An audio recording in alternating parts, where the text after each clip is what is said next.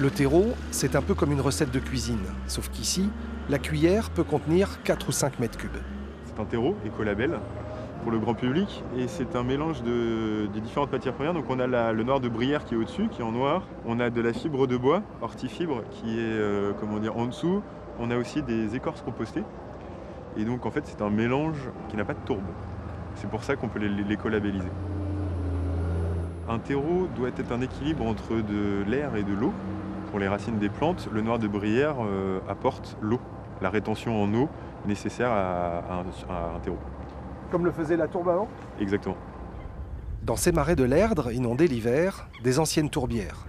La tourbe, devenue trop rare, est désormais protégée et rationnée. Les producteurs de terreau ont dû trouver d'autres solutions. On extrayait la tourbe avant ici et en vue à un moment, on savait qu'on n'allait plus pouvoir extraire cette tourbe-là. Ça, c'est arrivé en 2009 et on a dû trouver des matériaux de substitution. Le noir de bruyère en est un. Le noir de bruyère résulte de la décomposition des végétaux, qui se retrouvent dans l'eau et puis qui se déposent au fil des années. Alors les végétaux, ce sont donc les roselières, les carex, l'ensemble des végétaux qui, dans leur cycle de vie, naturellement donc, meurent à l'hiver et se décomposent et viennent combler les canaux. Ce n'est pas de la tourbe. Ce n'est pas de la tourbe parce que l'échelle de temps n'est pas suffisante pour transformer la décomposition des végétaux en tourbe.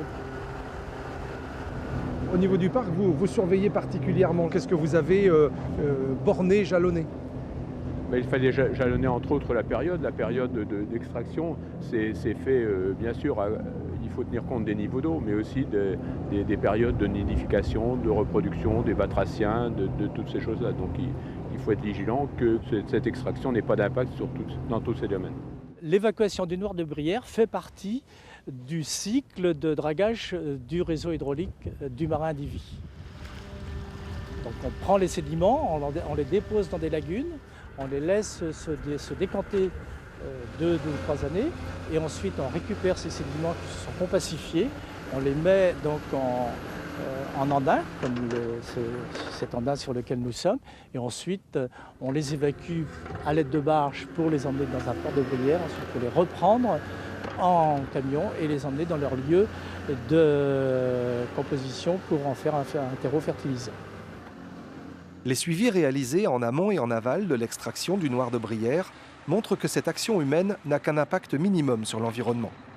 Et c'est ainsi que la recette du terreau écolabellisé est née, en additionnant et en mélangeant des solutions entre elles.